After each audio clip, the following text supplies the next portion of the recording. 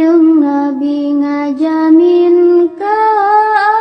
anak yatim dina Idul Fitri pangsaena musim,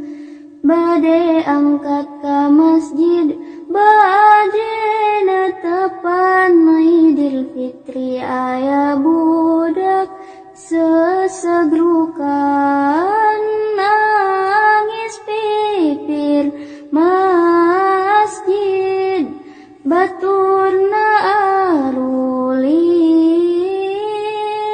raya prame senang bunga keur arulin. Manehna nyalindung semu sedih bingung nganggo kawai tambal butut ngalang layung kapendaku Rasulullah ras dibujang ditaros kunaon nangis bae ujang pan ieu teh dinten bunga dinten senang geuning ujang nangis kawas euker bingung.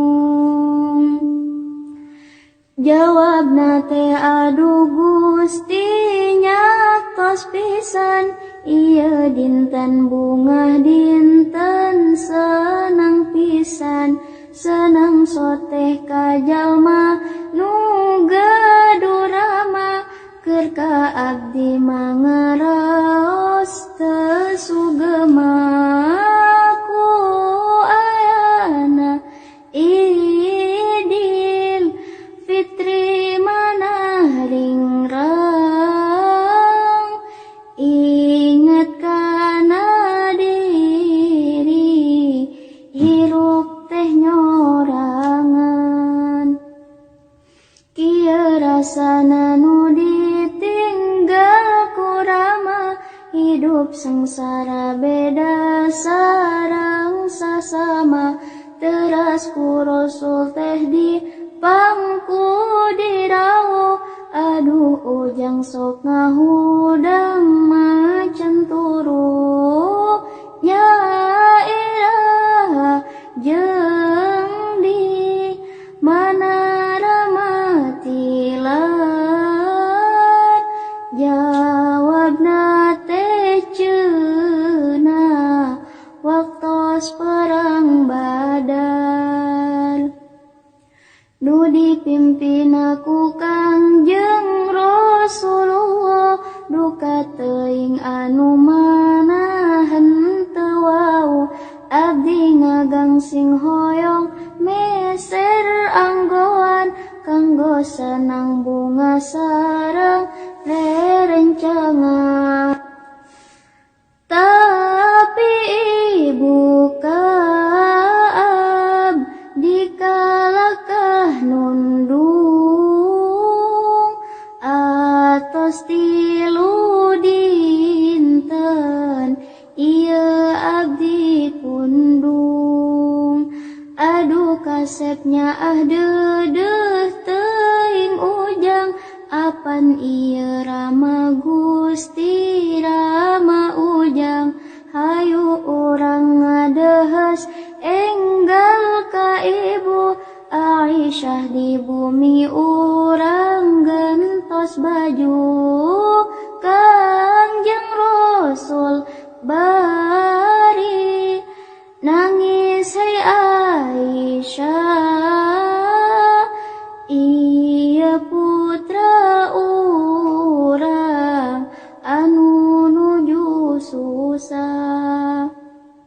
nyaeta ramana teh parantos tilar dina waktos pupugeutna perang Badar dahu Aisyah teh bae putra ibu tos di mana orang siram gentos baju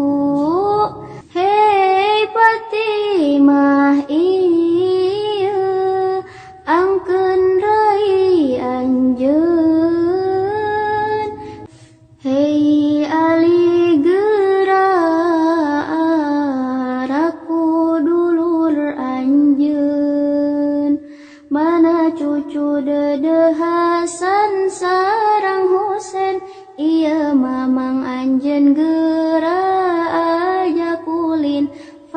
Fatimah Ali Hasan Husain midede ngangkeun dulur rai teras di bubunga dugikeun leungit sakayatiman ngangkeun ibu Rama Rasul anu heman. Sahur Hasan Husain yuk mang urang ulin sareng batur urang amang ngulen lilin teras amang suka bunga ulin gatrik Rasul teras ngalakonan Idul Fitri tasakitu riwayatna Nabi urang ngajamin ka anak yatim contoh urang pikeun contoh urang keur hirup di dunya tiru ahwal ucap Kangjeng anu mulya mudah-mudahan urang husnul khotimah maot tetap iman Islam pasti geunah